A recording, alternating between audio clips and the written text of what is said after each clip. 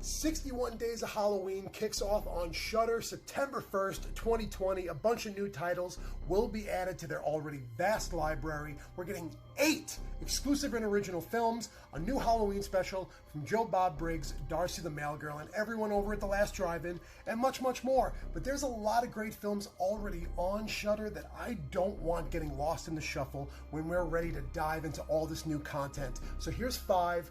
Definitely check them out. Blood Machines, which is now streaming on Shudder, absolutely feels like a throwback to the 80s and a time where bands and musical groups did films to go with their concept albums. It absolutely has that vibe. The incredible score by Carpenter Brute, the runtime, which is just under an hour. At times, it's got feels of Matrix and Metropolis and Ex Machina, but this film is dripping in Lovecraftian pinks and purples. It's so biomechanical and sexual. It's just really awesome.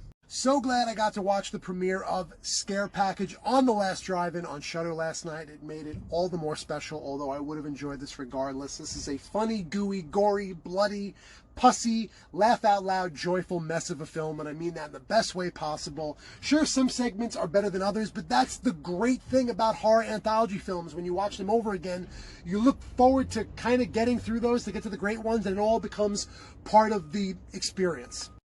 Desperate for money, a woman and her best friend go to a secluded village hoping to find an inheritance from a family she never knew, and man, does she get more than she bargained for.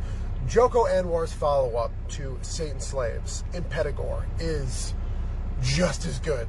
I can't say better because I love Satan's Slaves so much, but this film is just as good. Mystery, suspense, not quite as scary as Satan's Slaves, but damn, is it grisly at times. It's streaming free on Shudder right now. Check it out.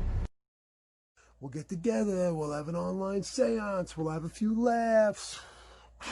Right now on Shudder is Host, shot entirely on Zoom during quarantine, 56 minutes long, and an absolute blast every step of the way. The scares are effective. You actually like and care about all the characters, which is a crazy thing to achieve in such a short amount of time.